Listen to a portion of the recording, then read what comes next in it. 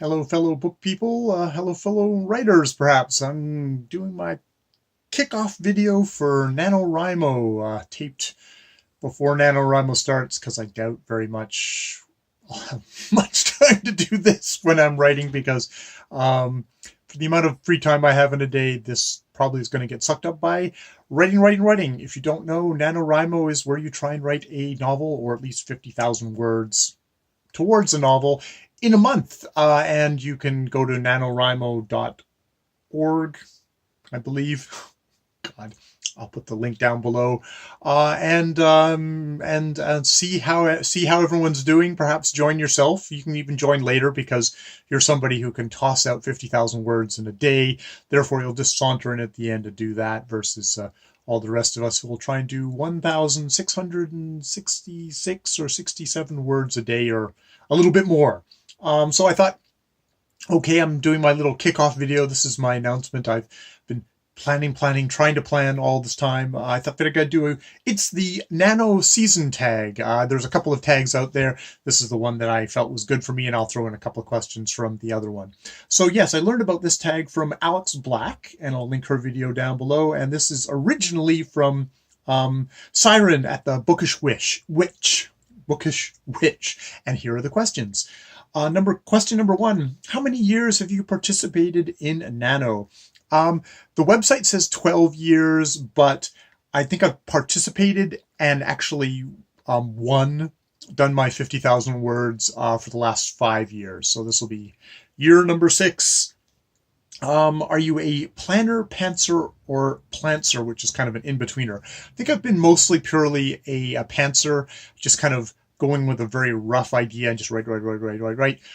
This year, just because I am being so, it seems like there's more demands on my time, more work, maybe just how my schedule is. I get up, I go to work at 3 and I come home at midnight, so there's not really going to be a chance for me to do writing after work. I'm doing much more planning this year, just to try and kind of concentrate my time, just really hit the road running, kind of have a very more of a concrete idea, as concrete as I can. I think they talk about being a plantser, which is kind of a combo, and I think a lot of people are that you plan, but then just the organic thing of writing, you go along. If you are a planner slash plantser, what is the first story elements that you flesh out? I think it's funny, because like what I did this year is I came up with this image of opening in a coffee shop, and this old woman coming in, and then this young woman following her in, and suddenly magic battle erupts, and the young coffee barista guy, just a coffee jockey who hates coffee actually, gets caught up in this, and he gets sucked into all this trouble. And so that I had that scene, and so now I'm trying to think, oh, who is that guy? Why is the old woman and the young woman having this battle? What's up with all that? And so I use that to kind of then sort of try and spin out and plan a story, which is what I've been trying to do for the last while. And I'm filming this video on the weekend, and I guess I'll continue to try and figure out what that is to make a fun urban fantasy thing.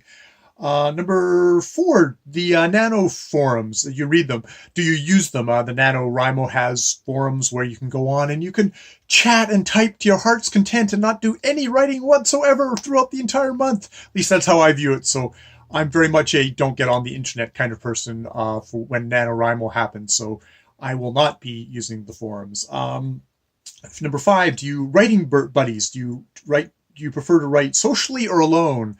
And it's like, it's writing, and I do it alone. That's just my own thing. I'll get up first thing in the morning, I'll do my writing, and then I'll go along with my day, but I'm not gonna, I've never ever done social writing. It doesn't seem to be a sustainable thing, at least not for me. I'm I guess I'm an introverted person, but also just doesn't seem like that would not work for me. Do you diligently write your 1,667 words a day, or do you write in spurts? And I'm very much a nope. Just fill my quota. Try and actually top that up. If I can, I'll try and write like 2,000 words. I'm going to try and keep on continually building up a buffer, try and get above the really awesome thing that I love visually about the NaNoWriMo thing is that when you can write, you go to the site, you can enter in your words for the day, and I faithfully would always go in and enter my words for the day just to see where I am, because there'll be a little line here of like, there's the days, and then there's the word count, and I just, there's this line there that would be the 1,667 words, and I'm always trying to get above that line and keep above that line.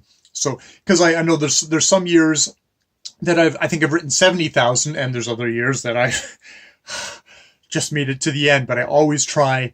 I never want to. I don't think I ever have fallen behind. I try and keep myself dead consistent. Just get those words in. And hopefully that'll be the case this year. I do have some things. Do you have a writing totem? I've got my T. I've got my keyboard.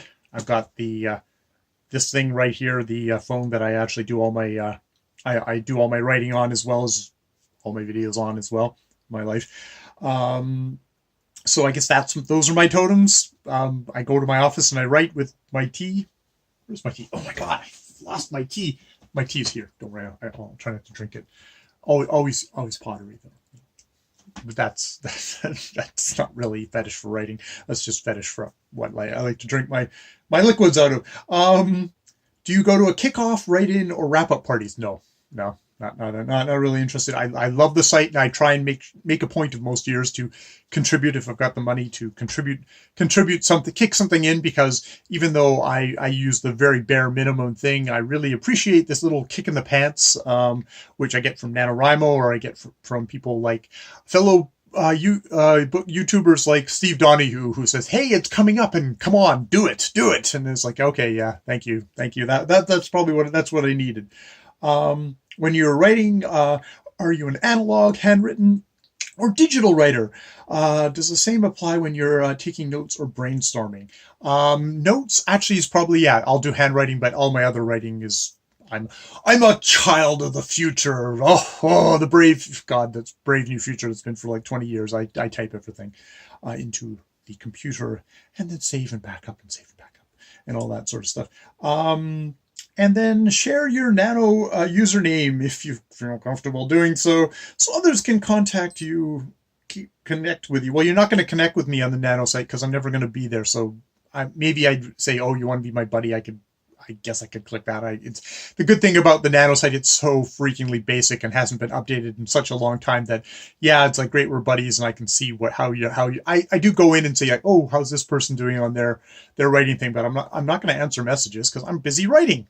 Stay off the internet other than doing this. So yes, I'm Jay Shea. That's Jay Shea with an extra Y, because Jay Shea, just regular, was already taken. Though if you want to try and encourage the comic artist who is Jay Shea to finally do a novel, he's been a member for 9 years and he's never participated, never done anything with it. I think he set up the account probably 9 years ago with a hopeful thought, oh, maybe I'll do this, and then his own life got in the way, or he found a different way to do it. And I mean, he's a comic artist, and he probably has published a whole bunch of stuff. So I'm sure Jay Shea is a super successful fellow in his fields.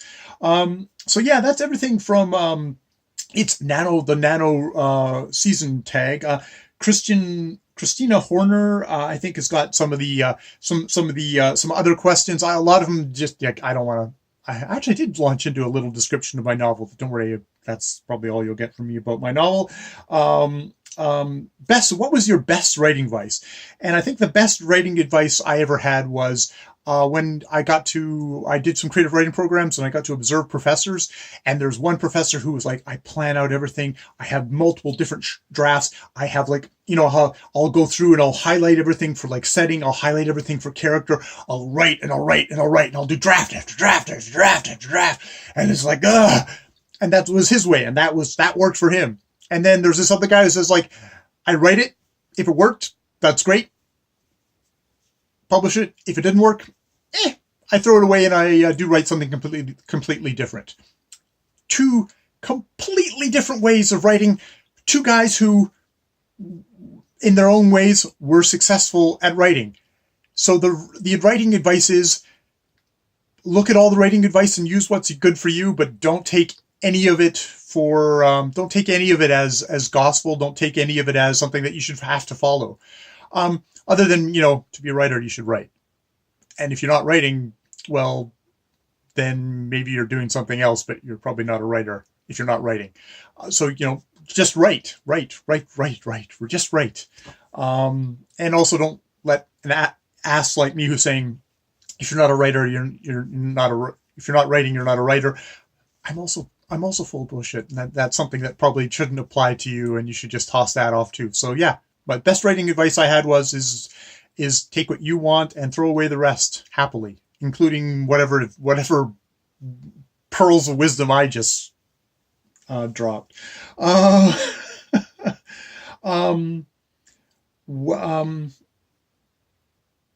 Yes. Okay. And then why do you love writing? I guess is the only other question that slightly kind of resonated with me. And I guess I love writing because it's another way to think. It's another way to feel. It's another way to, it's just a way of communicating, of trying to get my brain work. I say communicating, though I have horrible trouble of actually showing people my writing. I have much more success now sharing these videos than I have ever had at actually sharing any writing with people. And that's not me saying, oh, I want people to ask me for my writing, because I'm not going to share it with you. I'm going to probably do, in the immortal words of What About Bob, baby step my way to maybe showing this to my wife, who will then have to read it. I'll try and edit it first, a little bit to soften the blow for her, but that's the baby step I'm going for this thing. And I think the last thing is, as I'm a big reader. I love to read. I love to enjoy books. And this is a great way of driving home exactly, even the crappiest, hacky book took somebody a ton of effort. And that's not going to mean that I'm going to take it easy on people and say, oh, well, your book was horrible, cliched, and I couldn't read it and it was terrible. It's like, oh, but you tried. It's like, I'm not going to do that, but I'm also going to have that core thing of, you know what? I've written stuff and I've had to kind of go through that. I've never been able to get even to the point of trying to share it out, submit it to people. And I know how hard that is. And like those other steps are even harder. So that's just it's a good way of really feeling what books are, is to try and write your own. I recommend it to people because I don't consider myself an author, obviously, and I've never published anything, and I don't think it's something it's not my goal in life to be a published author. It was at one point, but I don't think it's my goal, but it's still something I love to do. I love to write, and I love to have that feel of, that it gives me a deeper feel for books and reading. So yeah, that's all that.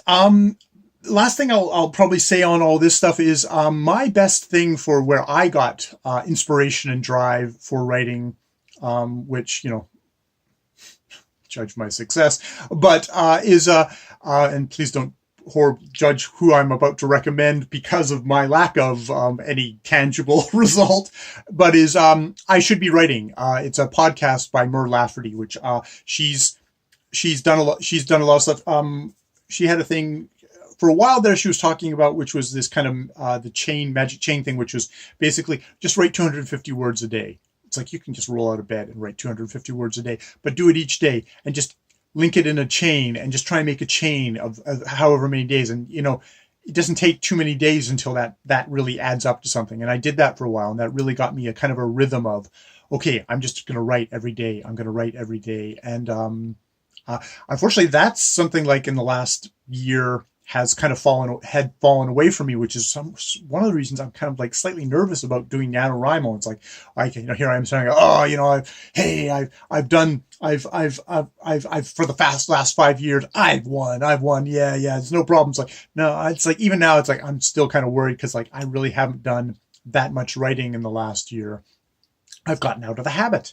And part of this this October prep thing, Preptober or whatever, has been like, okay, I've been prepping every day. I've been kind of doing a little bit of writing every day, trying to kind of give myself, okay, here's a space where I'm going to do that prep work.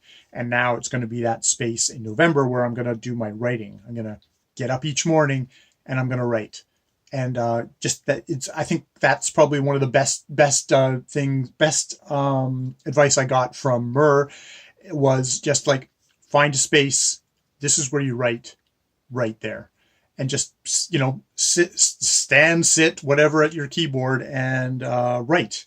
So and she did a Nano Primer episode 401, this latest one here in October of 2018, which it's free to download for all you kids out there. Yeah, she gives really good kind of solid practical advice on not like what music to play or stuff like not that might be, I don't listen to music while I write, so I find that one particularly irksome.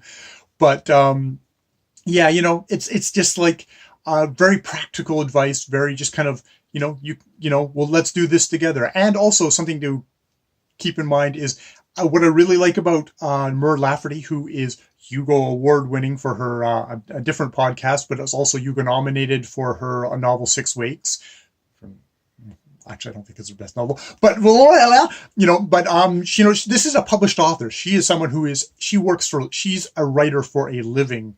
And she's never won NaNoWriMo. She's tried, but even if you don't win NaNoWriMo, it's something to keep in mind is there's a lot of like working authors out there. They don't win it. And then you get jokers like me who've won it 5 times. I've never published anything, never gotten up the courage or the wherewithal or the kind of whatever to kind of put it all together. So keep that in mind if you're doing NaNoWriMo, that it's not the be and end all. It's a wonderful practice. It's a wonderful kick in the pants. It's a wonderful, just kind of a way to challenge yourself, to get yourself into just a habit of, hey, I'm going to write daily for the entire month. And, you know, you do something for a whole month and it might become a habit, and then you'll keep on doing it after that.